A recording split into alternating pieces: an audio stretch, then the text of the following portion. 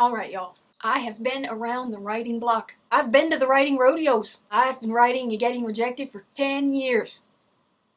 Literally. I know a thing or two about the real world of writing. The gritty stuff. And I'm gonna share it with you. So here are the top 10 harsh realities that every new writer needs to hear.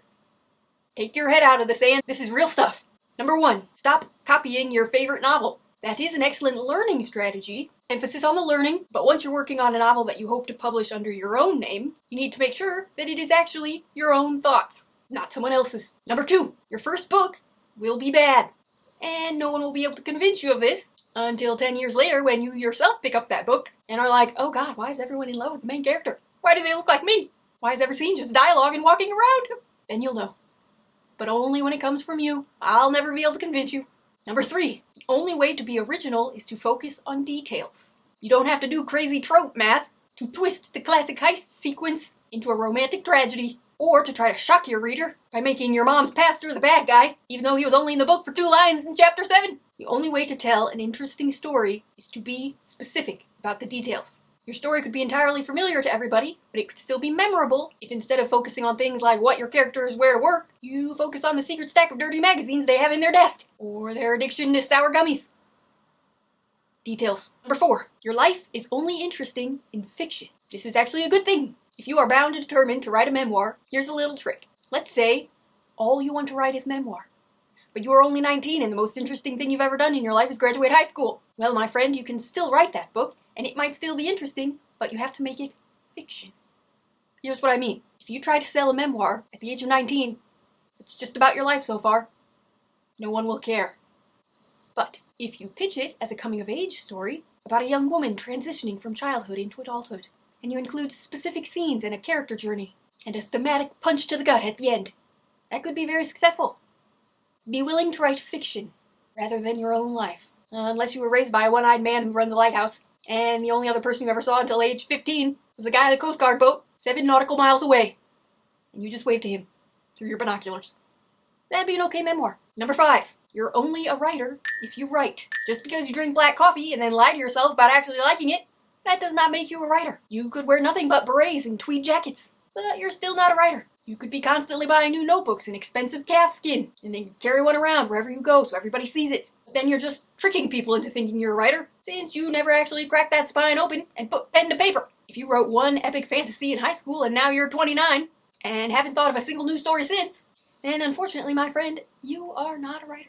You have to actually write. Is there some kind of time limit between writing spells that nixes your credibility as a writer? I don't know, but it's probably close to a decade.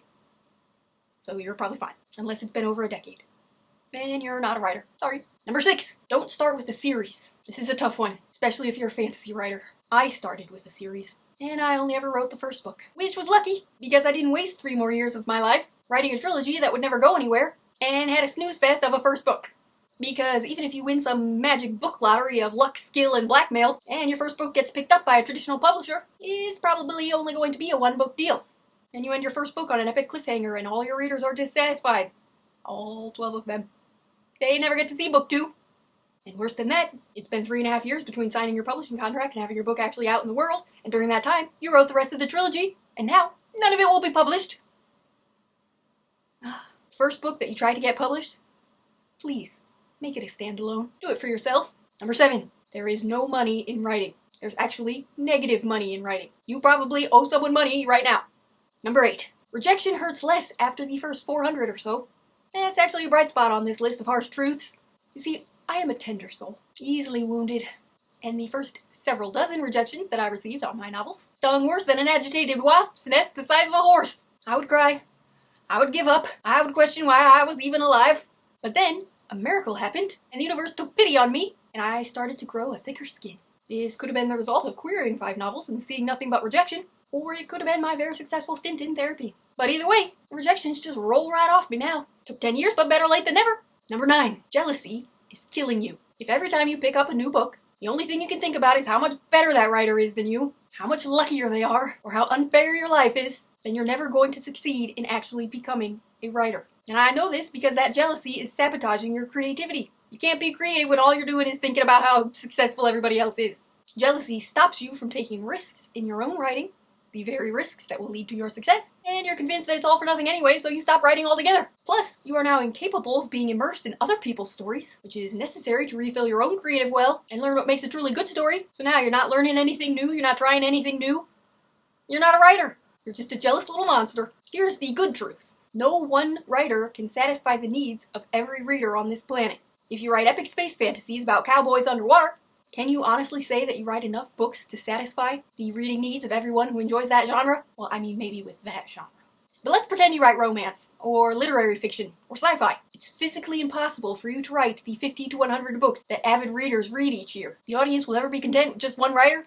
They need variety in their lives. There aren't any other books getting published in your genre. That interest in your genre will wane. And by the time your book actually does come out, there will be no readers left for it. Other writers are your friend.